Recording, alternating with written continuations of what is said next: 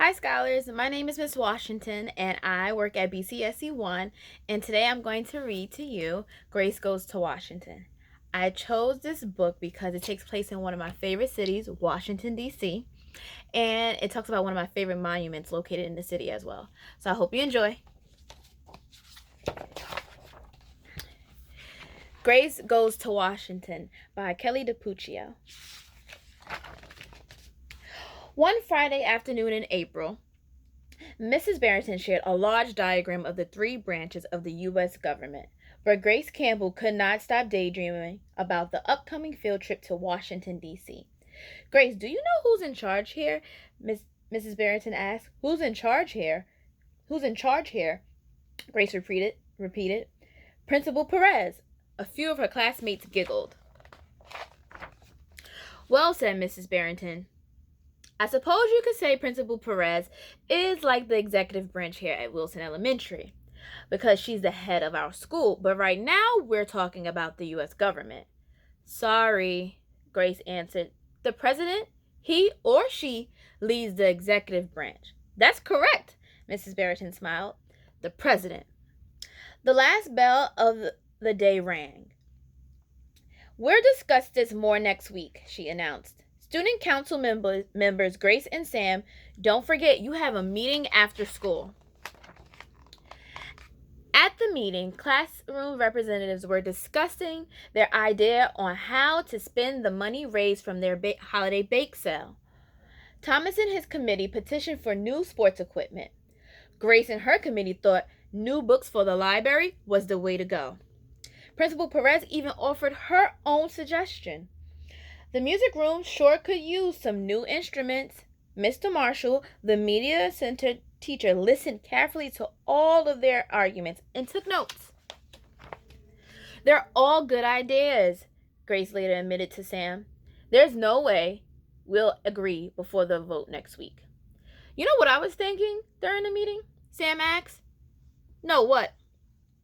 If Principal Perez is like the executive branch, I think the student council is kind of like the legislative branch, because we're the elected leaders from each class and we help make decisions for the school.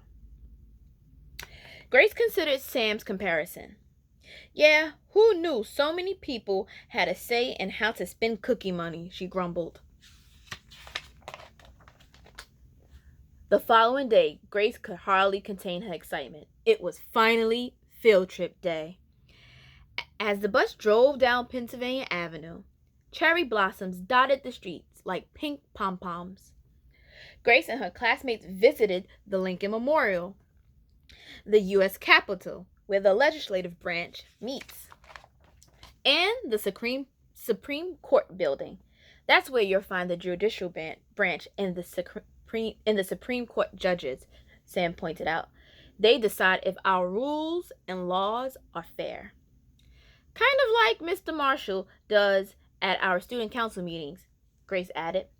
During a tour of the White House, home of the executive branch, Grace's dreams of becoming president felt more real. Okay, Grace. Their final stop of the day was the Martin Luther King Jr. Memorial. Grace studied the words engraved on the monument and thought about their meaning. Make a career of humanity. Commit yourself to the noble struggle for equal rights. You'll make a greater person of yourself, a greater nation of your country, and a finer world to live in. At recess the next day, arguments about what to purchase for the school grew more heated. Look at this crummy basketball, Clara explained. It's practically worthless. At least you have a ball, Fletcher groaned. There are 2 new books in the Ninja Wizard series, but our library doesn't have either one. Hannah lobbied the loudest for new instruments. Well, I, for one, am sick and tired of playing the recorder in music class. Principal Perez is right. Grace glanced at Thomas, who was unusually quiet. She looked past him to see who he was staring at. Grace didn't recognize the boy sitting all alone. He must be new, she thought. He looked kind of sad. Just then, the bell rang and the students scattered. "Wait!" Grace called out to the boy. "You forgot something." Grace handed him his sketchbook. "I like your drawing," she said. "Thanks," said the boy with a smile. Grace caught up to Thomas in the hallway. "I have an idea," she said. A few days later, the student council's last meeting of the year was called to order. "Excuse me," Grace interrupted. "Before we vote, Thomas and I would like to introduce you to someone. This is Aman. He's new to our school. We'd like all of you to consider one more option for how to spend the bake sale money." Together, they rolled out a big poster. "We're calling it the Friendship Mall," Thomas said proudly. "A man helped us design it. It's a place where you can go at recess to let other students know when you need a friend," Aman explained. Next, Thomas spoke about their field trip to Washington, D.C., and Grace read a quote from Martin Luther King Jr. "A finer, kinder world starts with us and the choices we make." She concluded, "Thank you for listening." Everyone clapped. Principal Perez wiped away a few tears. Mr. Marshall pounded his gravel. "It's time to vote." After the ballots were collected from each classroom representative and the votes were tallied, Student Council President Grace Campbell peeked at the results and grinned. "It's a unanimous decision," she announced excitedly. "All members are in favor of the Friendship Mall."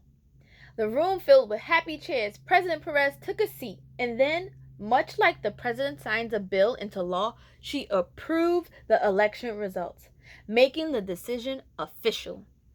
"Today, you put your own wants and needs aside in order to serve others," she said, beaming. "That is true leadership."